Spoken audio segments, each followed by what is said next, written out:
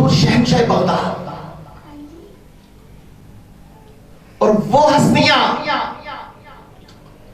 جو اسلام کی سچائی کی دلیل ہیں، ان ہستیوں میں ایک بلند پایا ہستی، بہت بڑی ہستی حضور شہنشاہ بغداد ہیں، جن کی نگاہ نے لاکھوں دلوں کو پاک کر دیا اور اس پر کلمے کا رنگ چڑھا دیا۔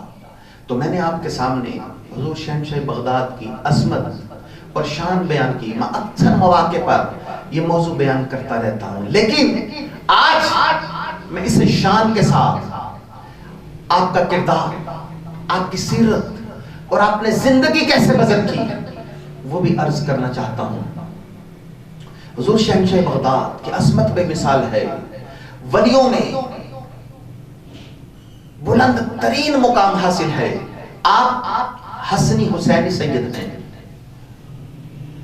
حضرت امام حسن کی 11ویں پشت میں آپ کی ولادت ہوئی اور آپ کے والد گرامی حضرت ابو صالح موسیٰ جنگی سوز بہت بڑے متقی تھے۔ والدہ زہد و ورع کا پیک کر آپ نے یتیمی میں بچپن گزارا۔ آپ کی والدہ نے آپ کی پرورش کی اور پھر علم حاصل کرنے کے لیے بغداد تشریف لے گئے، اور حصول علم کے حوالے سے یہ بات بڑی اہمیت کی حامل ہے کہ آپ سید بھی ہیں، مادرزاد ولی اللہ بھی ہیں، اور اللہ تعالیٰ نے آپ کو ولایت کبریٰ بھی عطا کی ہے، اور اس کے باوجود آپ علم حاصل کرنے کے لیے گھر سے تشریف لے کے جا رہے ہیں۔ آپ نے اس بات کو کافی نہیں سمجھا کہ میں سید بھی ہوں، مادرزاد ولی اللہ بھی ہوں، تو حصول علم کے لیے مجھے تکالیف برداشت کرنے کی کیا ضرورت ہے؟ رونگٹے کھڑے ہو جاتے ہیں آپ کے دور طالب علم کو پڑھ کر حصول علم کے حوالے سے کہ آپ نے کتنی تکالیف برداشت کی، حالانکہ اللہ تعالیٰ نے آپ کو بڑی شانیں عطا کی۔ حضور شہنشاہ بغداد سفر میں ہے، ڈاکوؤں نے قافلے کو روکا۔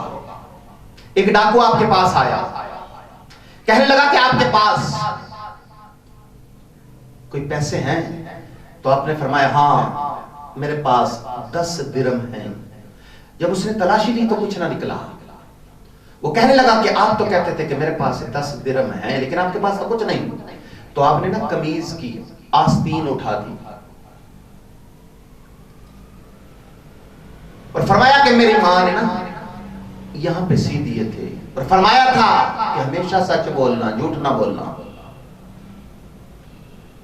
وہ ڈاکو بڑا حیران ہوا، آپ کو پکڑا اور اپنے سردار کے پاس لے گیا۔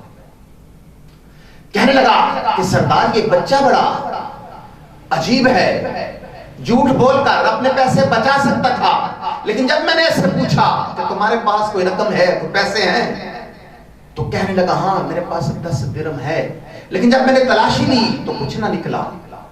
تو میں نے پوچھا تو کہنے لگا کہ میری ماں نے قمیض میں سی دیے تھے۔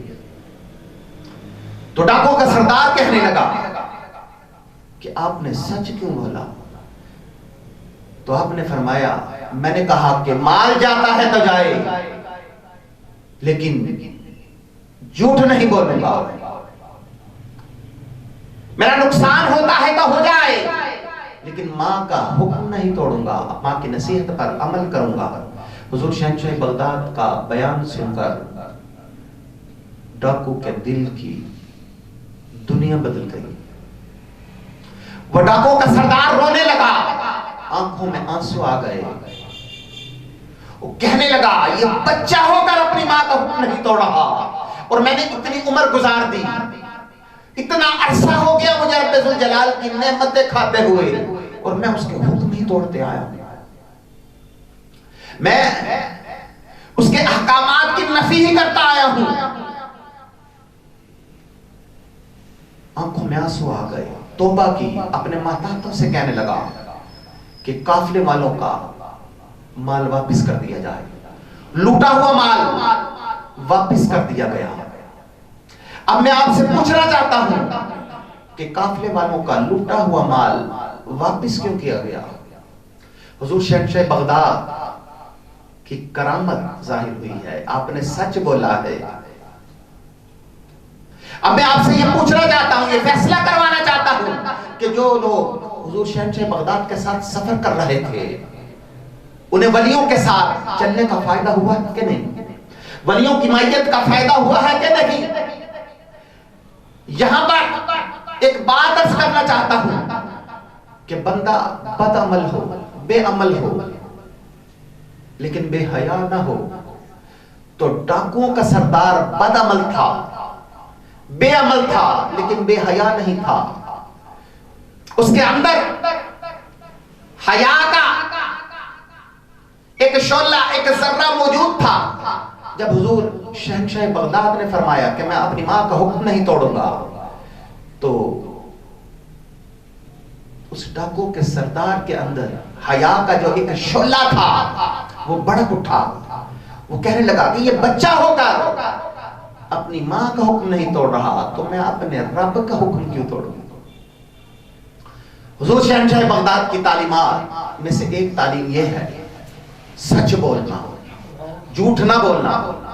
قرآن میں ہے سچ بولو یصلح لکم اعمالکم، اللہ تمہارے بگڑے کام سنوار دے گا۔ اور آج ہم اپنے بگڑے کام سنوارنے کے لیے جھوٹ کا سہارا لیتے ہیں۔